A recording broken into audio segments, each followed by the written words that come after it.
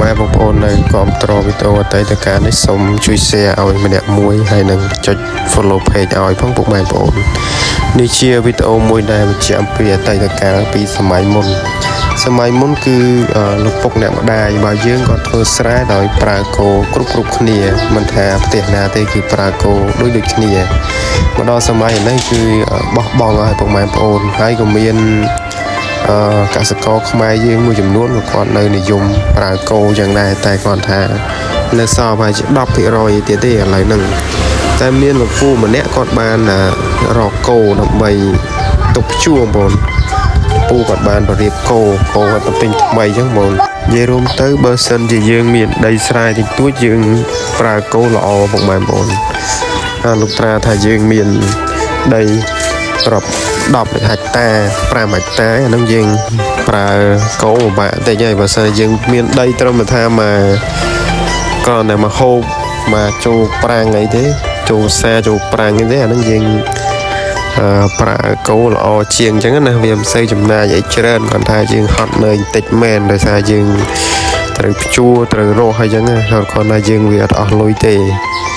នេះតាមយោបល់វ៉ែតមានទេតែបើយើងមានដីច្រើនអានេះយើងប្រើគោយន្តប្រើត្រាក់ទៅមិនទេហើយនេះជាសកម្មភាពរបស់លោកពូគាត់ថាទិញគោថ្មីដើម្បីទុកភ្ជួរខែ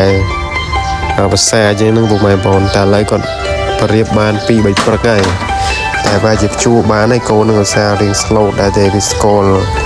នឹមស្គាល់អីអស់ហើយឆ្នាំទៅមិញគាត់ដូចជាបានភ្ជួរដែរហើយតែគាត់ថាគាត់ខានភ្ជួរយូរទៅវាភ្លេចនឹមអញ្ចឹងណាវាផ្អើលមកខាងទេហើយនេះជាការបង្រោះការរស់របស់គាត់រស់ហ្នឹងគឺរស់ដីធម្មតាទេគាត់ថាអាហ្នឹងគេហៅថាបង្រៀបគោម៉ែបងប្អូនហើយវីដេអូថ្ងៃនេះមានតែសកម្មភាពជួរបន្តិចហើយនឹងសកម្មភាពបង្រៀបគោបន្តិចទេបងប្អូនហើយតែសភាពក្រោយផ្ទះគាត់នោះស្អាតណាស់បងប្អូនគាត់ដាំចេកដាំបន្លែដាំអីចឹងទៅមានមកចប់របស់គាត់ដែរចឹងណាមានន័យបងប្អូនល្អតើយើងមានដីយើងដាំបន្លែដាំអីទឹកខោខ្លះចឹងណាបន្លែណាយើងដាំបានយើងដាំទៅបន្លែណាយើងដាំមិនរស់ដាំមិនកើតយើងកុំដាំទេដូចជាអាណូងល្ពៅយើងគួរតែដាំហើយចេករបស់គាត់នឹងដាំបានល្អបងប្អូនហើយចេកនេះគាត់ទុកឲ្យធ្វើបាយជ្រូកហើយផ្លែគាត់កាប់លក់កាប់អីចឹងទៅអានឹងល្អដែរតែដាំចេកនិយាយរំទៅមានអត្ថប្រយោជន៍ច្រើនណាស់